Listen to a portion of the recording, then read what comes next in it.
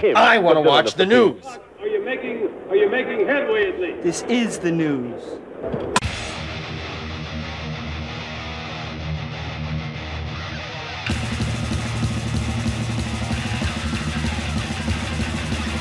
Schmack-a-macabre, it is time for the only news that matters. An REO Speedwagon has announced an abrupt halt to touring. Apparently revolves around the delayed return to the stage for bassist Bruce Hall. Frontman Kevin Cronin assured fans last November that Hall would return as soon as possible following the back surgery, but it never happened. On a new official statement from REO Speedwagon, they wrote, Bruce had intended to be back on the road again by now. If it were up to him, he'd be back on tour, but it's not up to him. The consensus opinion was that he had not recovered sufficiently to be able to perform at the level the fans come to expect. In Hall's absence, Cronin became the last remaining touring member from the classic era. Co-founder keyboardist Neil Downey, the last person from the original lineup, left the band in 2023, while the other members joined in the late 80s. Matt Bissonette, a former Elton John sideman, filled in for Hall through summer dates that wrapped up in September 11th. What would happen next became the topic of conversation among family, friends, and the band. They said Bruce never had any intention of retiring or walking away from the band, the fans, and the crew that he loved for almost 50 years. For Kevin's part, he too has never had any intention of leaving the band, or the fans and crew means the world to him as well. Due to the complex situation, there are differences that arose between Bruce and Kevin. So, it is with great sadness that we announce REO Speedwagon will cease touring effectively July 1st, 2025. Cronin joined REO Speedwagon in time for their sophomore release, 1972's REO 2, but then left for some 4 years. I think he was fired, actually. Mike Murphy handled the vocals in 1973's Riding the Storm Out, 1974's Lost in a Dream, and 1975, This Time We Mean It. Cronin returned prior to 1976 REO. Hall then came on board in 1978's breakthrough, You Can Tune a Piano but You Can't Tune a Fish. REO Speedwagon made no mention of any future plans to record new music. Neil, Kevin, and Bruce thank fans from all over, the world and the years and the loyal support for giving back to the band such wonderful memories that will remain with each of them forever. The band statement concluded. And there you go. Now, man, my brother just saw them. My brother had free tickets and he even asked me to go. And I was like, nah. Free tickets, I should have gone. I messed up. But, it's really just Kevin Cronin now. Come on. I am a fan of 70s REO. I love 70s REO. Minus those 3 albums with Mike Murphy. I just don't like that dude's voice. That guy's voice would ruin every song. Though I still own them because I'm a completist of 70s REO. But I am a huge fan of that 70s stuff. The first album, it didn't have Kevin Cronin. It was a dude called Terry Luttrell that later on sang for a band called Starcastle. And I love this album, man. Gypsy Woman Passion is such a heavy tune that opens it. The 157 Riverside Avenue, Anti-Establishment, Lay Me Down is amazing. Sophisticated Lady. Now that song owns, where I actually stole from that song. On the second song I ever wrote in my life, Wake Up Smell Thrash, is a ripoff of Sophisticated Lady that when I played it to several people, they all said, I don't hear it.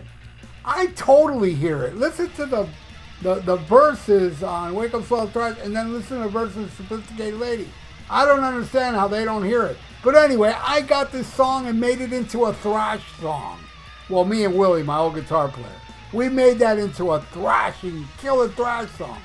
Well, you can see the video on YouTube. It's puppets. It's thrashing puppets, and it's very violent and bloody. Check it out, Thrash or Die. Wake Up, Smell the Thrash on YouTube. But the rest of the album's great. 5 men were killed today. Prison Woman, Dead at Last, a 10-minute epic. I love the first album. And, you know, as much as I love the next album, it is sad they only did one album with Terry Luttrell. Because I dig that dude. But I dig Kevin Cronin in the 70s, man. REO 2, you know, Being Kind Can Hurt Someone Sometimes. Music Man. Golden Country, probably the greatest song ever. Amazing album. An amazing song. The next album was a bummer because Kevin was gone and they brought in that Mike Murphy guy. But there is a version of this album with Kevin Cronin. But we only got 2. So we got Riding the Storm Out and Son of a Poor Man with Kevin Cronin. But the rest of this album, no, don't have it.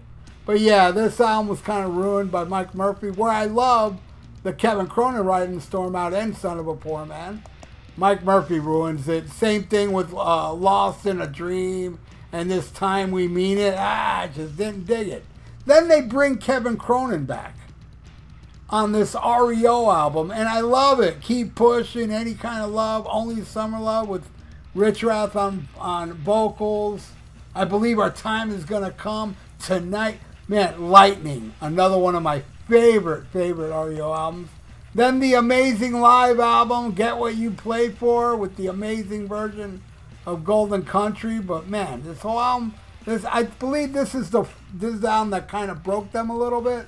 And then their next studio album did really good. You Could Tune a Piano with Roll With the Changes, you know, Time for Me to Fly. But man, I like, the song I really like off that album is Sing to Me.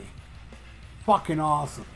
But anyway, I love it. But then the next album is my favorite, 9 Lives, the heaviest.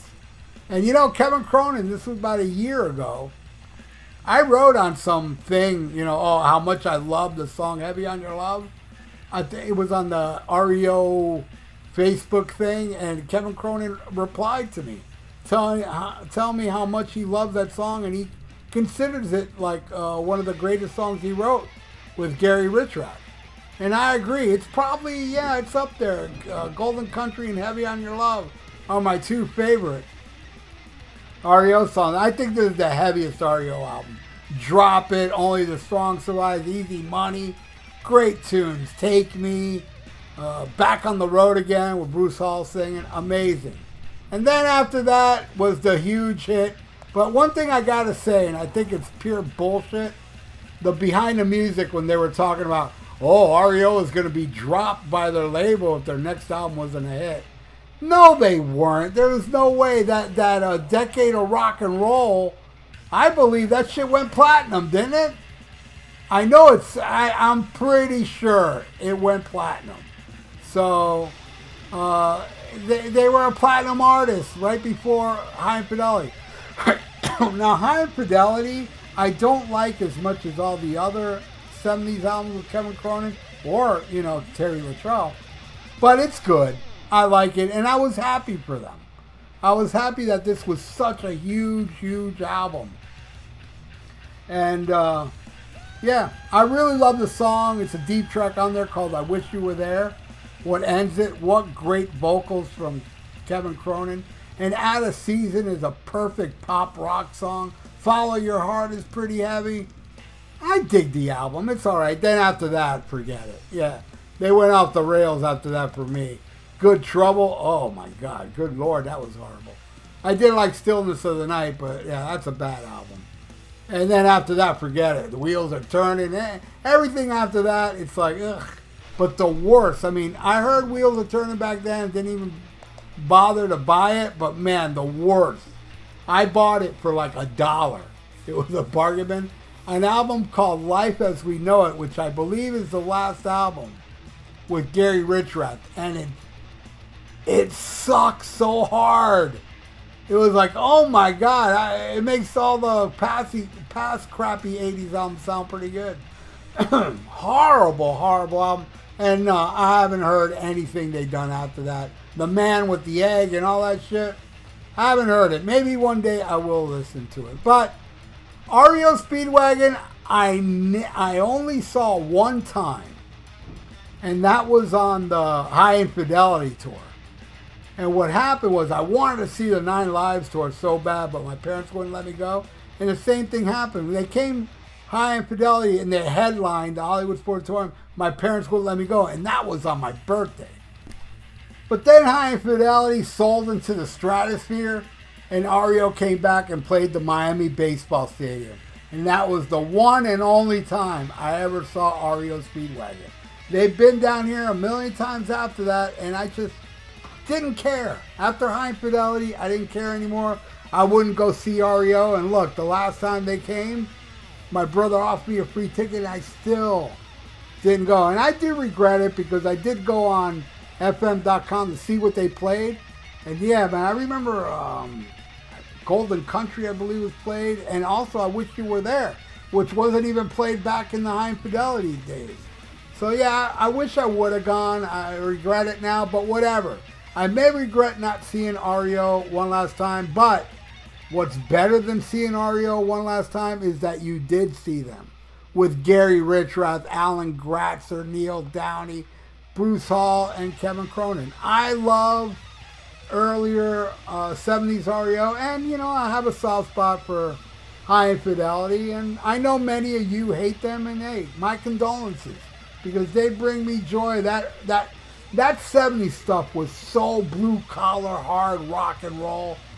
It was just awesome. They really went off the path after that. But that's because Kevin Cronin was the hit maker and Gary Richrath took a back seat, where Gary Richrath wrote a lot of that killer 70s stuff. But anyway, that's it, man. That's it. I'm never going to get to see REO again. But then again, I'll never get to see REO again with Gary Richrath, even if they do come back. So I'm happy at least I got to see that. And I want to thank you all for watching The Only News That Matters, and leave your comments below if either you love them, hate them, or are you aware of that kick-ass 70s REO Speedwagon? And is anybody a fan of Mike Murphy? Ooh, that voice. Anyway, thanks again for watching, everybody, and please subscribe to my channel if you haven't. Ring that little notification bell, all right? And like the video, because that'd be awesome for the YouTube algorithms. So stay frosty, listen to Black Sabbath, and smack 'em a gob. Farewell and adieu to you fair Spanish ladies. Farewell and adieu, you ladies of Spain, for we've received orders for to sail back to Boston, and so never more shall we see you again.